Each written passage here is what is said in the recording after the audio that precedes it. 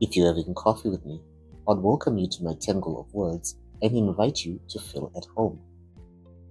Have you stumbled across any milestones recently? It's been just over a month since WordPress launched a whole bunch of achievements, and if you so much as sneeze at a post in June, you probably unlocked a milestone. The only milestone that I actually look forward to on my blogging calendar is my blogging anniversary in August. For my blogging mutuals who have been in the blogosphere for 10 plus years, the common sentiment has been the achievements are performative at best, and yes, you can turn off the notifications in the settings. While those who started their blogs more recently have been more likely to find them encouraging, like a cheerleader. If you're having coffee with me, I would ask what your reaction to the achievements has been. I am somewhat of two minds.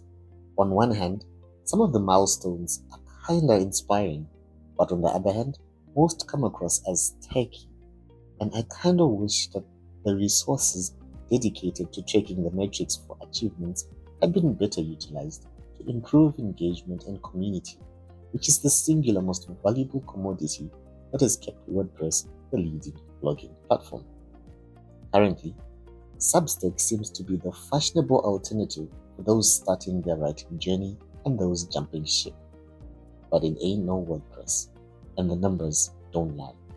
Although the powers that be at WordPress seem focused on seeing how far they can push things till the only bloggers left are churning out AI slop, and anyone with complaints can take it up with AI support.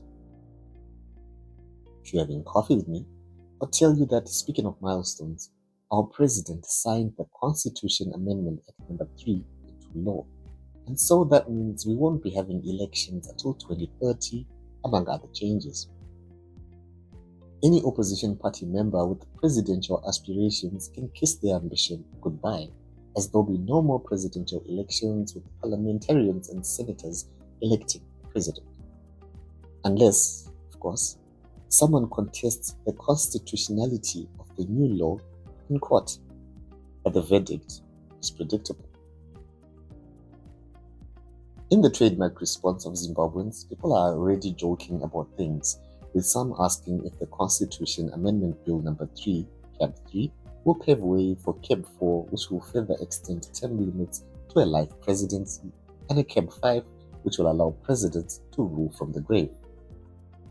Ironically, one of the reasons behind the private school coup that led to the resignation of the late former president Robert Mugabe was his intention to cling to power beyond term limits. And one of Mnangagwa's first declarations as president was that he would respect the constitution, which has now been respectfully amended in what some say is a well-calculated coup that no one saw coming. 2 coups in 10 years is a milestone. A new amendment to the Medical Services Act was also gazetted. Under this act, private health institutions must now admit any patient with a life-threatening emergency for at least 48 hours to stabilize them before transfer, even if the patient cannot afford care. It also further states that heads of private institutions or practitioners acting without authority who refuse such emergency admission face fines up to level 8 or imprisonment up to 1 year. Private healthcare facilities have been notorious for turning away people without medical insurance or large cash deposits upfront. This law helps especially in the case of road traffic accidents and other emergencies which occur where the nearest health facility is a private institution. However, while the intention might be well-meaning, it feels like pawning off their obligation to the public health sector. And it might seem a bit insensitive, but hard questions need to be asked, such as, what's the point of a patient being stabilized at a private health institution only to be transferred to an underfunded, understaffed public hospital where they will likely die, leaving a hefty private healthcare bill that no one will want to pay off? This act is rather vague in part, referencing yet to be drafted regulations, that will govern the structural policy, financial support, and legal enforcement. Otherwise, it's basically a wish list. Good legislation is only as successful as the state's willingness and transparency in funding it. Otherwise, it produces beautiful laws with unchanged practice. And it's just a regular Wednesday.